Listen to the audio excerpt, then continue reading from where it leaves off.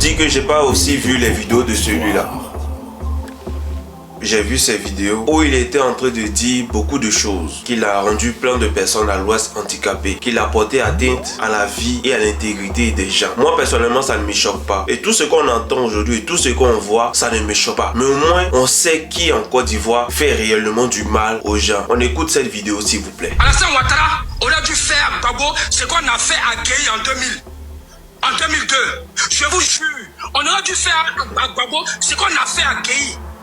Je n'ai pas dit les mots, mais vous n'êtes pas con, vous allez comprendre.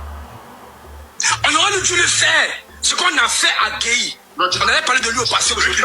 On aurait dû faire à Gbagbo ce qu'on a fait à Gueye. Ouais. Et ce gars qui dit ça là, c'est proche. En tout cas, c'est le bon petit de Daouda Coulibaly, celui qui passe sur Live TV. Je tenais bien à faire cette histoire. C'est son ami, c'est son intime. Voilà, comme dans un direct où on était tous les trois avec d'autres personnes, il a pu dire qu'il le reçoit chez lui à la maison à Bouaké et qu'ils ont l'habitude de faire les grains ensemble. Et cela répond à la problématique qui dit que qu'est-ce que le président Laurent Gbagbo avait à gagner du fait que le président Robert Gueye perde la vie? Qu'est-ce que Gbagbo gagnait? Qu'est-ce que le président Laurent Gbagbo avait à gagner dans le fait que le président Robert Gueye perde la vie? Cela répond clairement à cette problématique. Les gens ont fait un coup d'état, ils ont mis Gueye là, croyant pouvoir lui donner instruction, mais à la fin, le président Robert Gueye a pris goût au pouvoir. Il a enlevé le treillis pour mettre la veste. Et il veut devenir un homme politique. Il a créé son parti politique, l'UDPCI, qui est aujourd'hui géré par Mabri Kwakus. Et ils ont froidement, lâchement éliminé le gars. Gbagbo n'était pas en Côte d'Ivoire pendant que ça s'est passé. Gbagbo était en Italie. On dit oui, le président Laurent Gbagbo pourrait être au courant parce que le cardinal du plateau se trouvait aussi en Italie comme le président Laurent Gbagbo. Ah bon, ils étaient dans la même chambre. Ah bon, ils étaient partis pour les mêmes raisons. Donc Gbagbo qui se trouve à l'étranger, lui il est plus coupable que ceux qui étaient sur le terrain. Mais Ouattara était sur le terrain. Les hommes de Ouattara étaient sur le terrain. Ceux qui ont fait la rébellion pour Ouattara, ils étaient sur le terrain. Et personne ne va dire qu'il est sûr à 100% que tous les rebelles avaient quitté Abidjan, l'heure à laquelle le général Robert Gueye a été exécuté. On dit oui, chez le général Robert Gueye, les gens qui sont venus porter atteinte à sa vie parlaient bêté. Mais la femme du général Robert Gueye, elle était de quelle ethnie? Donc est-ce que parler bêté dans sa cour est quelque chose d'anormal ou bien quelque chose d'étranger? La femme du général Robert Gueye elle-même, elle était bêtée. Donc est-ce que c'est un scoop? Mais au moins avec ce que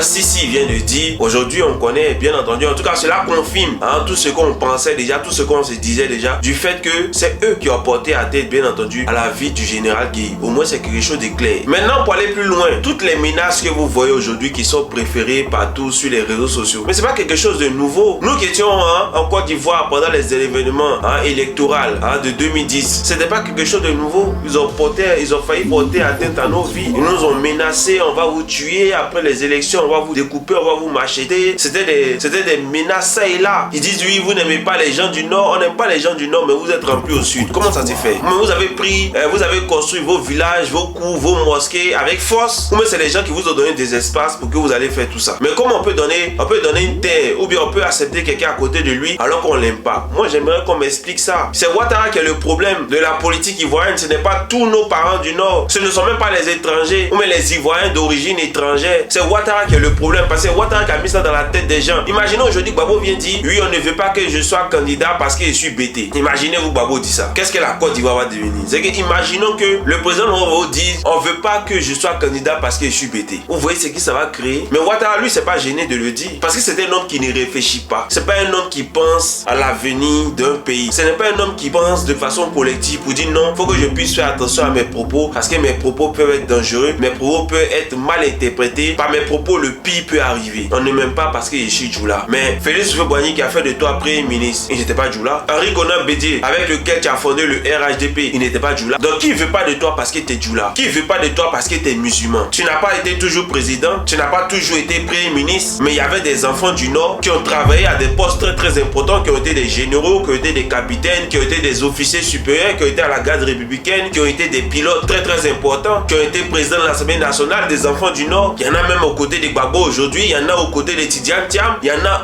c'est-à-dire qu'on est, nous tous, même nous tous là, on a des gens du Nord avec lesquels on travaille, avec lesquels on s'entend bien, qui n'aiment pas les gens du Nord. Et puis pourquoi on va les détester? Sauf que toi, Ouattara, tu as instrumentalisé les gens du Nord. Tu as mis dans leur tête que si toi tu ne viens pas, ils ne seront pas sauvés. Mais aujourd'hui, nos parents du Nord ont compris beaucoup de choses. Nos parents du Nord ont compris beaucoup de choses et il y a beaucoup qui regrettent. Mais comme tu es encore au pouvoir, tu ne te rends pas compte de ce qui se passe réellement. Mais t'inquiète pas, ça va pas te surprendre parce que tu as déjà entendu parler de ça. Ciao, ciao.